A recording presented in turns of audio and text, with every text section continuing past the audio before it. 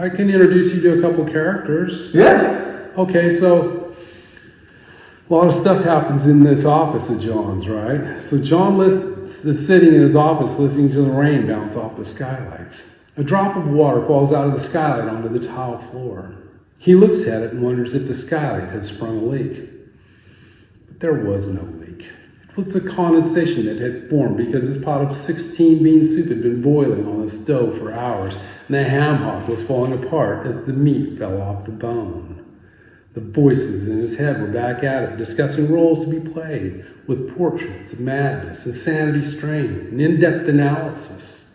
And it wasn't new, and it wasn't just McGriff and Heavy G either. There were others who were bona fide by a label and little else. And although it may sound strange, it was actually what most minds go through. There would be this train of thought, and all day long the train would pull into the station with some new idea to mull over. You still mad at me, crime dog? I never said I was mad at you, Heavy G. I was just in my quiet place wondering what you're going to dig up out of my anthology. I'm actually looking forward to this little project of ours. I hope it takes us all over the place in this space I call the Galaxy of Chaos. Yeah, well, I was going to talk to you about that, crime dog. You think that people can relate to this Galaxy of Chaos of yours? It might just be a little too much for the average reader. Let me tell you something, Heavy G. This shit's going to be way too deep for the average reader.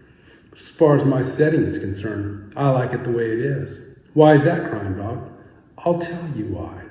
Because Judge Muckraker said that I had the right to freedom of speech, and that may be true, but I still wanted to protect my rights to privacy without giving up my rights to being heard. And that alone was the driving force behind the planet Rawhead, the Galaxy of Chaos.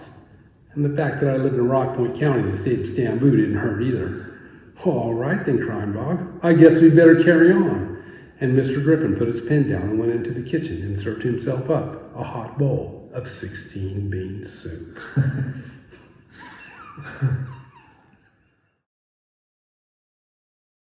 And I did go to a therapist, and I call him Dr. Brooklyn Moorwater of Forestville in Stambu, and he knew right away that I wasn't like his other clients. I was fighting for liberty's sake and my take on fake justice.